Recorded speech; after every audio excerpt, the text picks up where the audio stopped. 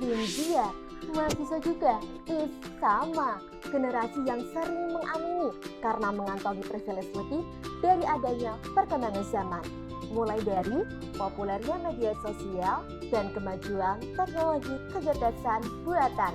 Keduanya menjadi esensial karena dapat mempermudah menggarap tugas atau bahkan mempercepatnya tanpa perlu membuat otak terlampau keburu panas.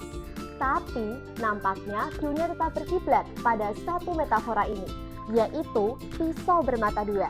Ya, karena ketergantungan padanya dapat mengurangi rentang fokus atau perhatian kita. Menurut penelitian dari Georgia tahun 2024, the average human attention span is only 8.25 seconds, which is less than the goldfish is 9-second attention span. Miris bukan? Waktu sesingkat itu cuma cukup buat baca bagian abstrak aja, belum waktu memahaminya. Parahnya, penyalahgunaan AI dapat berdampak pada mengikisnya kemampuan problem solving, critical thinking, dan daya kreativitas kita. Teringat ucapan dosen bahasa Indonesiaku saat semester 1 nih. Beliau berpetuah kalau mahasiswa itu dinilai dari karyanya.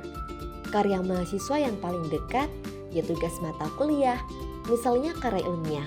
Bergantung sepenuhnya pada AI sama dengan penumpukan akal sehat kita sendiri menjadi disfungsi.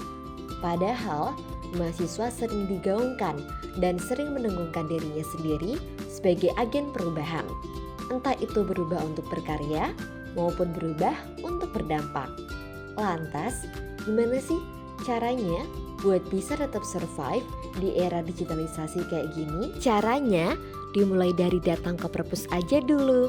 Dengan memilih lingkungan yang tepat untuk habit baru, bisa membuat kita lebih mudah beradaptasi, lebih menikmati, juga berkonsistensi.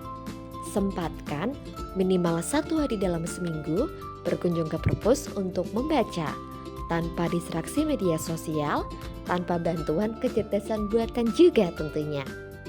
Latih rentang fokus kita dengan membaca buku, entah itu novel, kumpulan cerita, puisi, self-improvement, self-help, biografi, atau lainnya. Tentukan bacaan kesukaanmu dan waktu yang tepat yang membuat dirimu semangat sekaligus tetap bersantai.